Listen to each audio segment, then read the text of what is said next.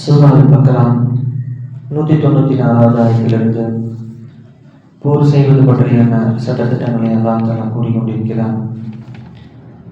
போர் செய்வது தடுக்கப்பட்டுள்ள சில மாதங்களை அல்லாஹ் ஏற்படுத்தியிருக்கிறான். என்னென்ன மாதங்கள்? ரஜப். இன்னைக்கு நம்ம ரஜப்ல இருக்கோம். ரஜப் பெரிய சம்திங் இருக்கோம். ரஜப், துல்காதா, துல்ஹஜ், முஹர்ரம் ஆகிய சிறப்புற்ற மாதங்களுக்கு சிறப்புற்ற மாதங்களே ஈடாகும். ஆகவே சிறப்புகளுக்கு சமமான ஈடு உண்டு. ஆதலால் எவரேனும் உங்கள் மீது வரம்பு மீறி அந்த மாதங்களில் போருக்கு வந்தால் அவர் வரம்பு மீறிய விதமே நீங்களும் அவர் மீது வரம்பு மீறி போருக்கு செல்லுங்கள். ஆனால் நீங்கள் அல்லாஹ்வுக்கு பயந்து அம்மாதங்களில் போரை ஆரம்பம் செய்யாது இருந்து கொள்ளுங்கள். அல்லாஹ் இறையச்சமுடையவர்களுடன் இருக்கின்றான் என்பதையும் உறுதியாக அறிந்து கொள்ளுங்கள். அப்போ நம்ம புனிதமான மாதங்கள் என்னென்ன? ரஜபு, துல்காதா, துல்ஹஜ், முஹர்ரம். இது நம்ம பரக்கத்தான மாதம். மனசார நம்ம அந்த மாதங்களை உணர்ந்தாலே ஆட்டோமேட்டிக்காக அது பரக்கத்துக்கு நமக்கு கிடைக்க ஆரம்பிச்சிடும். என்ன பரக்கத்துக்கு? அது அதிகமான துவாக்கள் ஒப்புக்கொள்ளப்படுகிறது. அல்லாஹ் அதிகமான மன்னிப்புக்கான நேரங்களை வச்சிருக்காங்க. இதை மனசில் பதிவுங்க. நீங்கள் அல்லாஹ்வுடைய பாதையில் தாராளமாக செலவு செய்யுங்கள். அல்லாஹ்வுடைய பாதையில் செலவு செய்யாது உங்களை நீங்களே ஆபத்திற்கு உள்ளாக்கி கொள்ளாதீர்கள். அல்லாஹ்வுடைய பாதையில் செலவு செய்யாமல் இருக்கிறது ஆபத்துக்குள்ளானதான். இது நம்ம சஹாபாக்கள் காலகட்டத்தில் எடுத்துக்கிட்டோம்னு சொன்னால் அல்லாஹ்வுடைய பாதையில் அவங்க போர் செய்யறதுக்கு சம்மந்தமாக வருது. அந்த போருக்கு போகணும்னா அதுக்கு குதிரை தேவை, கேடயம் தேவை, நிறையா இருக்குது. அப்படி வைக்கலாம். அப்படி போகணும்னா உங்களுக்கு ஒரு ஆபத்து உண்டு. இந்த காலகட்டத்தில் நம்ம எப்படி வைக்கலாம்? அல்லாஹ்வுடைய பாதையில்னா நம்ம இப்போ ஏதோ பள்ளிக்கோ இந்த தீன் சம்மந்தப்பட்ட சப்ஜெக்டுக்கும் நம்ம செலவு செய்யணும். அப்படி செய்யற தீன் என்ன ஆயிரும்? கம்சோர் ஆகி என்ன ஆயிரும்? அந்த ஆபத்து நமக்கே திரும்பிடும். அப்போ நம்ம இந்த இன்னைக்கு காலகட்டத்தில் பார்க்குறப்ப நம்ம இப்படி மக்களுக்கு நம்ம செலவு செய்யணும். தீனுக்காக செலவு செய்யறதுக்கு நம்ம ஆபத்துக்குள்ளாயிரும். ஆபத்துக்குள்ளாக்கி கொள்ளாதீர்கள். பிறருக்கு உதவியும் நன்மையும் செய்யுங்கள். நிச்சயமாக அல்லாஹ் பிறருக்கு நன்மை செய்பவர்களை நேசிக்கின்றான். அல்லாஹ் யாரை நேசிக்கிறான்? பிறருக்கு நன்மை செய்பவர்களை அதிகம் நேசிக்கின்றான். அல்லாஹ்வுக்காக ஆரம்பம் செய்த ஹஜ்ஜையும் உம்ராவையும் நீங்கள் முழுமையாக்குங்கள். ஆனால் மக்கா செல்ல முடியாதவாறு நீங்கள் தடுக்கப்பட்ட ஹஜ்ஜை முழுமையாக்க முடியாவிட்டால் ஹதியூ என்னும் ஆடு மாடு ஒட்டகம் ஆகியவை உங்களுக்கு சாத்தியமானவை பரிகாரமாகும். தவிர அந்த ஹதியூக்கள் தான் செல்ல வேண்டிய மக்காவில் உள்ள ஹரம் என்னும் இடத்தை அடையும் வரை நீங்கள் உங்கள் தலைமுறையை செலுத்திக் கொள்ளாதீர்கள். ஐனும் மிஹ்ராப் கட்டிய உங்கள் எவரேனும் நோயாளியாகவோ அல்லது தலையில் பேன், புண், வலி ஆகியவற்றால் இடையூறு உள்ளவராகவோ இருந்து முடியிறக்கி கொண்டு விட்டால் அதற்கு பரிகாரமாக ஒரு 3 நோன்புகள் நோக்கவும் அல்லது 6 ஏழைகளுக்கு உணவு தானம் செய்யவும் அல்லது ஒரு ஆடு குர்பானி கொடுக்கவும். மேலும் இஹ்ராம் அணிந்த நீங்கள் எவ்வித தடையும் இல்லாது ஹஜ் செய்ய வசதி பெற்றவர்களாக இருந்து மக்கா சென்ற பின் உங்களில் எவரேனும் உம்ராவை மட்டும் செய்துவிட்டும் ஹஜ்ஜை முன்னதாகவே ஹஜ்ஜுடைய காலத்தில் தடுக்கப்பட்டிருந்த சுகத்தை அனுபவித்தார். அதற்கு பரிகாரமாக ஹதியூக்கள் இயன்றதை கொடுக்கவும். ஆனால் ஹதியூக்கள் எதையுமே பெற்றுக்கொள்ளாதவர் ஹஜ்ஜுடைய காலத்தில் 3 தன் இருப்பிடம் திரும்பிய பின் 7 முழுமையாக 10 நாட்கள் நோன்பு நோக்கவும். தடுக்கப்பட்ட சுகத்தை அனுபவிக்கும் இவ்வுரிமையானது எவருடைய குடும்பம் மஸ்ஜிதுல் ஹரமில் மக்காவில் குடியிருக்கவில்லையோ அவருக்கு தான்.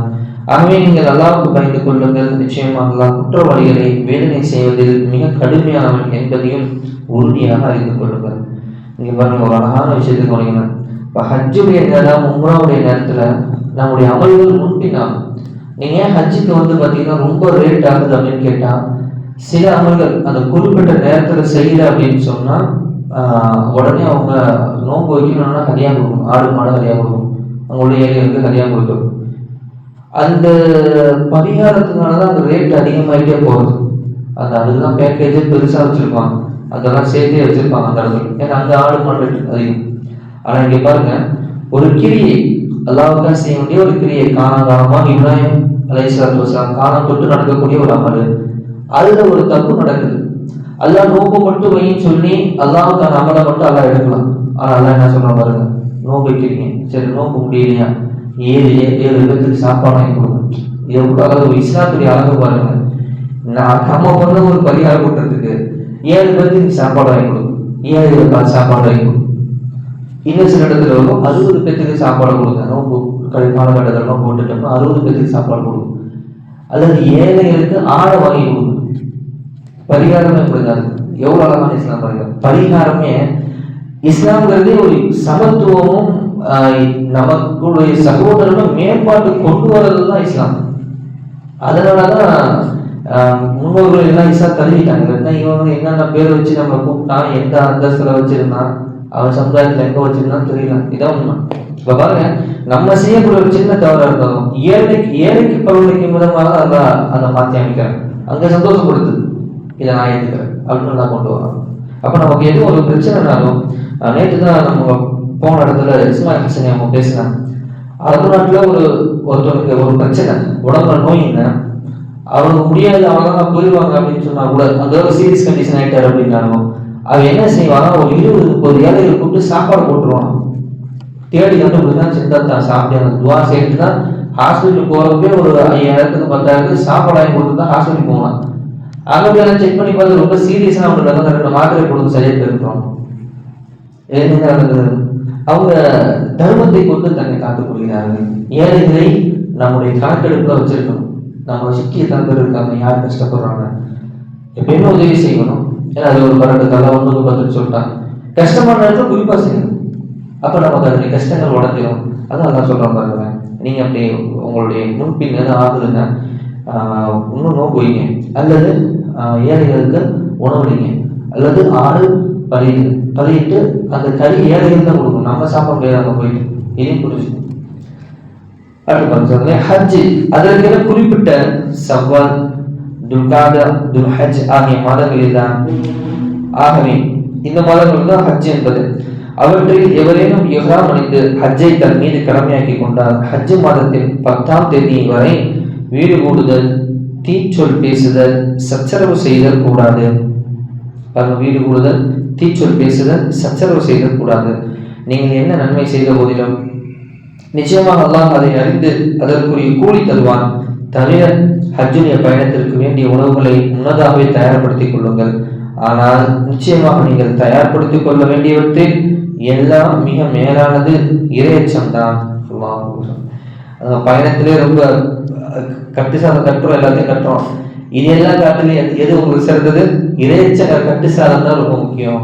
அதை எப்படி மென்ஷன் பண்ண அடியானே, அந்த ஹஜ்ஜுக்கு தயாராகியா, எல்லாம் தயார் பண்ணிக்க, கரெக்டா வந்துரு, பிரச்சனை இல்லை. ஆனா எல்லாத்துலயும் சிறந்தது இறைச்சங்கள் கட்டுசாதம். அதை மறந்து நினைச்சு விடாத, டூருக்கு போற மாதிரி வந்துடாத, நல்லா சொல்றான். ஆதலால் அறிவாளிகளே, நீங்கள் குறிப்பாக ஹஜ்ஜுடைய காலத்தில் எனக்கு பயந்து நடந்து கொள்ளுங்கள்.